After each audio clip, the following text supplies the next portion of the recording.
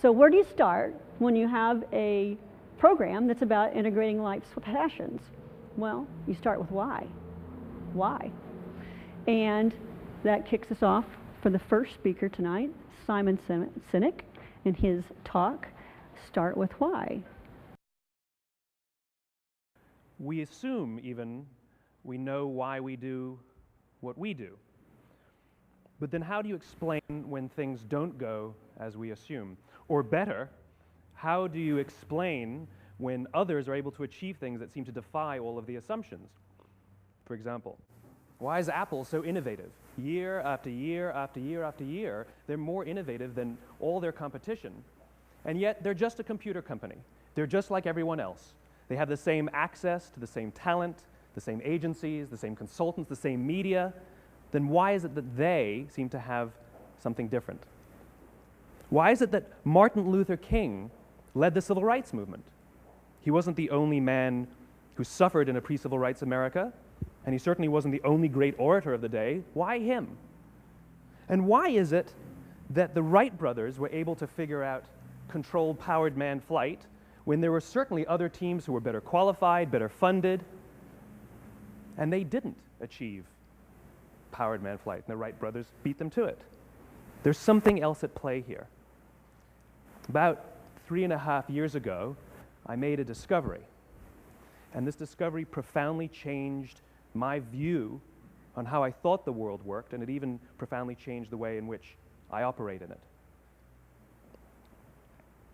As it turns out, there's a pattern. As it turns out, all the great and inspiring leaders and organizations in the world, whether it's Apple or Martin Luther King or the Wright brothers, they all think, act, and communicate the exact same way, and it's the complete opposite to everyone else.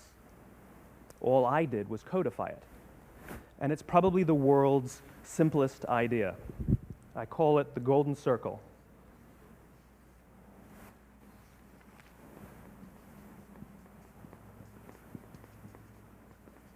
Why, how, what? This little idea explains why some organizations and some leaders are able to inspire where others aren't. Let me define the terms really quickly. Every single person, every single organization on the planet knows what they do, 100%. Some know how they do it, whether you call it your differentiating value proposition or your proprietary process or your USP. But very, very few people or organizations know why they do what they do. And by why, I don't mean to make a profit. That's a result. It's always a result. By why, I mean what's your purpose? What's your cause? What's your belief? Why does your organization exist? Well, as a result, the way we think, the way we act, the way we communicate is from the outside in. It's obvious. We go from the clearest thing to the fuzziest thing. But the inspired leaders and the inspired organizations, regardless of their size, regardless of their industry, all think, act, and communicate from the inside out. Let me give you an example. I use Apple because they're easy to understand and everybody gets it. If Apple were like everyone else, a marketing message from them might sound like this. We make great computers. They're beautifully designed, simple to use, and user-friendly. Want to buy one? Meh. And that's how most of us communicate. That's how most marketing is done, that's how most sales is done, and that's how most of us communicate interpersonally. We say what we do, we say how we're different or how we're better, and we expect some sort of behavior, a purchase, a vote, something like that. Here's our new law firm. We have the best lawyers with the biggest clients. We have, we always perform for our clients, do business with us. Here's our new car. It gets great gas mileage. It has, leather seats. Buy our car. But it's uninspiring. Here's how Apple actually communicates. Everything we do, we believe in challenging the status quo. We believe in thinking differently. The way we challenge the status quo is by making our products beautifully designed, simple to use, and user-friendly. We just happen to make great computers. Want to buy one? Totally different, right? You ready to buy a computer from me? All I did was reverse the order of the information. People don't buy what you do, people buy why you do it. People don't buy what you do, they buy why you do it. This explains why every single person in this room is perfectly comfortable buying a computer from Apple. But we're also perfectly comfortable buying an MP3 player from Apple, or a phone from Apple, or a DVR from Apple. But as I said before, Apple's just a computer company. There's nothing that distinguishes them structurally from any of their competitors. Their competitors are all equally qualified to make all of these products. In fact, they tried. A few years ago, Gateway came out with flat-screen TVs. They're eminently qualified to make flat-screen TVs. They've been making flat-screen monitors for years. Nobody bought one. Dell came out with MP3 players and PDAs. And they make great quality products, and they can make perfectly well-designed products, and nobody bought one. In fact, talking about it now, we can't even imagine buying an MP3 player from Dell. Why would you buy an MP3 player from a computer company? But we do it every day. People don't buy what you do, they buy why you do it. The goal is not to do business with everybody who needs what you have. The goal is to do business with people who believe what you believe. Here's the best part. None of what I'm telling you is my opinion. It's all grounded in the tenets of biology, not psychology, biology. If you look at a cross-section of the human brain, looking from the top down, what you see is the human brain is actually broken into three major components that correlate perfectly with the golden circle. Our newest brain, our Homo sapien brain, our neocortex, corresponds with the what level. The neocortex is responsible for all of our rational and analytical thought and language.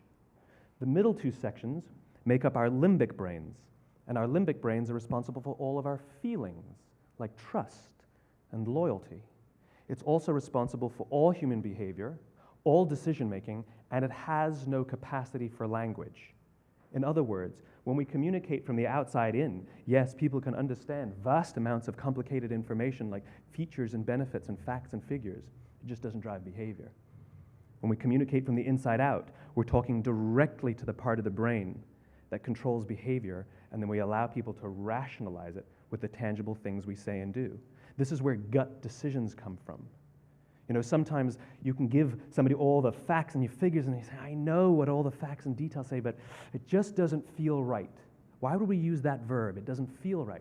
Because the part of the brain that controls decision-making doesn't control language. And the best we can muster up is, I don't know, it just doesn't feel right.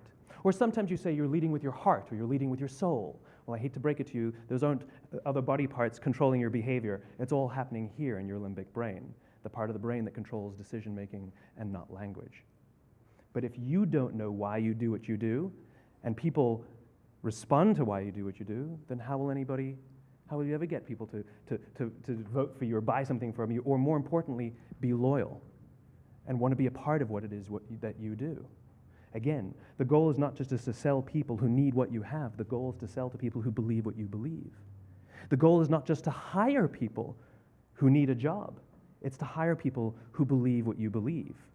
I always say that, you know, there's if you hire people just because they can do a job, they'll work for your money. But if you hire people who believe what you believe, they work for you with blood and sweat and tears. And nowhere else is there a better example of this than with the Wright brothers. Most people don't know about Samuel Pierpont Langley.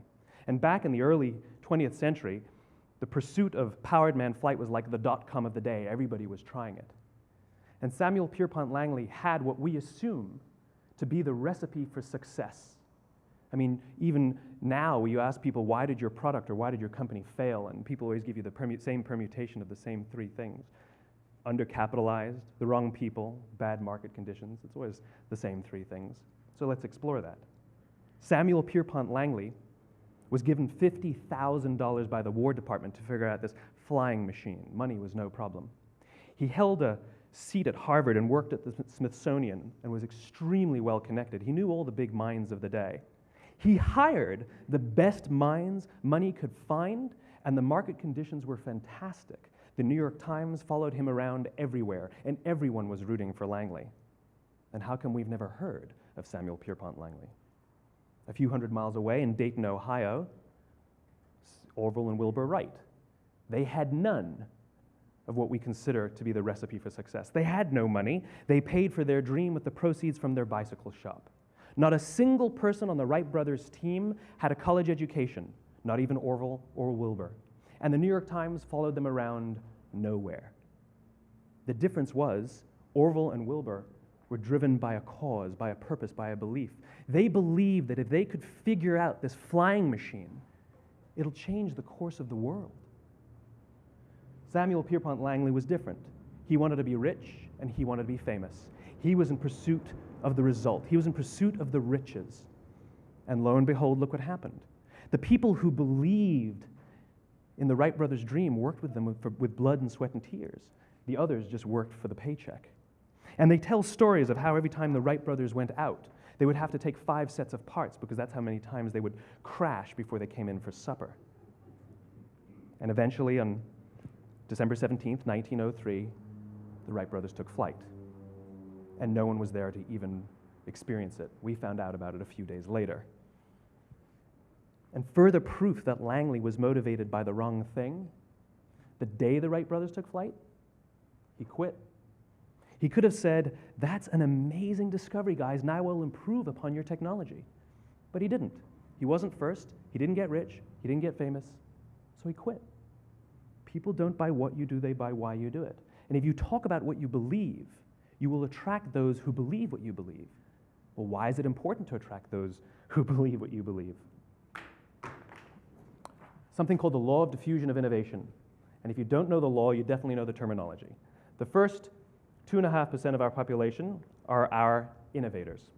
The next 13.5% of our population are our early adopters.